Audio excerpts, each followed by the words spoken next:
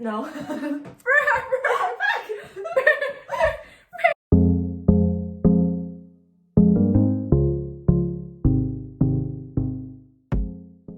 Welcome back to our channel, Peachy Keen Conversations. This is where my sister and I like to geek out on movies, TV shows, and all other mediums of entertainment. Today, we're going to be reviewing Pixar's Soul, now streaming on Disney+. We're going to be discussing the movie in detail, so there's going to be spoilers. Soul is about Joe, a music teacher aspiring to be a famous jazz musician. Right when he's about to get his first break, he falls into a manhole and dies. He finds himself in line to go to the great beyond, which we're assuming is kind of like the afterlife. Again? But he desperately doesn't want to go, so he crawls himself out and finds himself in the great before, where souls are made. All right, it's time to rate. We're going to rate 1 through 10 and then reveal our ratings at the end of the discussion. Commence! The movie Soul really has more of an adult theme than a kid's movie. They have this adult storyline on the back where, you know, you're taking your kids to the movie theater, but you're actually getting more out of it than they are. It is trying to teach you a lesson to really live your life fully. Don't go chasing after that next dream, that next promotion. Live life as it comes, day to day, and enjoy the little things in life. I understand it, and it got me, it gave me the feels, it pulled my emotional strings, but it was very lesson-y. More of a lesson, less of an entertainment, less of a story. I agree with you, but that's how all Pixar movies are. There's always some kind of storyline in the back where we're gonna be, as adults, kind of reminded of something that we take for granted. But it's not like The Incredibles or Monsters, Inc. or Finding Nemo or some of these other Pixar masterpieces that just has such a brilliant and captivating storyline. Also, I think they just spent way too much time at the great before. It was way too abstract and colorful and in different dimensions, which is all great, right? It's very creative, but it just kind of made me lose focus a little bit there. I wanted to see Joe and 22's interaction a lot more outside of the great before and into the real world rather than just spend so much time in the great before. You know, actually, this movie I was watching with my family. So with my sister and my parents. And my mom, right when the great before was just dragging on a little bit, she just decided to leave. Because I think a lot of the audience viewers, it's a weird concept for them to really engage in. The positives about the movie. I love the interaction between Joe and 22. That relationship. It's so real.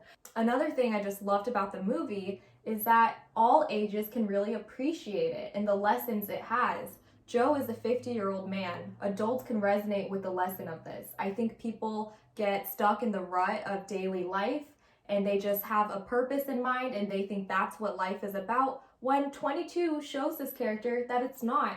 I mean, 22 is a soul and gets in a deep depression because she doesn't think she has it figured out. But in the end, we realize that she is the one that is really living life the way it's meant to be lived, appreciating these little nuances. Just learning how to walk is a fun experience for her. Something that Joe doesn't appreciate, like going on a subway, 22 actually, she loves it.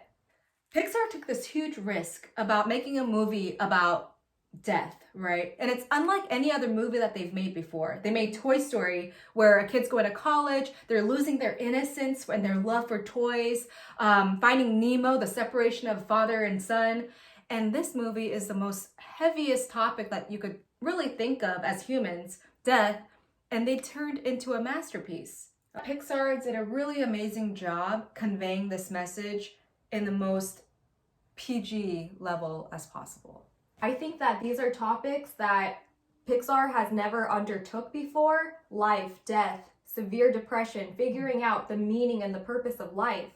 But I think these are topics that should be exposed to children because these are concepts that even adults have a hard time grappling with, let alone explaining that to their children. It transcends just being entertainment. It's a good thing to watch to enhance your own quality of life. And I think it would serve them to learn about these things through a movie, a Pixar movie like Soul. All right, we're done discussing, and that was pretty interesting. We really had different points of view, but let's see what we thought about the movie. Ready? Okay, awesome. Ready. 1, 2. Oh, pretty Not high. bad. Yeah. I knew So- your score was going to be pretty high. Yeah, I mean, I thought Pixar did an amazing job. I really felt the feels. It really made me think about the way I was living. And when a movie makes you think, I think that automatically deserves something very high. You're probably wondering why I didn't give it a 10. I wanted more of a storyline. And I thought that Pixar did wonderful, but it wasn't exactly like the level of Incredibles, Monsters, Inc., Finding Nemo, where the story was really amazing. I loved it for these reasons. 1, creativity. 2, it's just different. It touches you. And 3, I could relate to it. I have this emotional attachment towards Joe. I could understand missing the little things in life because you're so focused and tunnel visioned, right? We've all been there before. We're all human beings. And I think this is a great reminder to slow down and enjoy the little things in life. We'd love to hear what you thought about this movie, so please drop a comment down below. If you like this review, make sure to hit that like button and subscribe to our channel. Hit that notification button so you could get notified every single time we post a video. We'll be back very soon. Thanks, bye!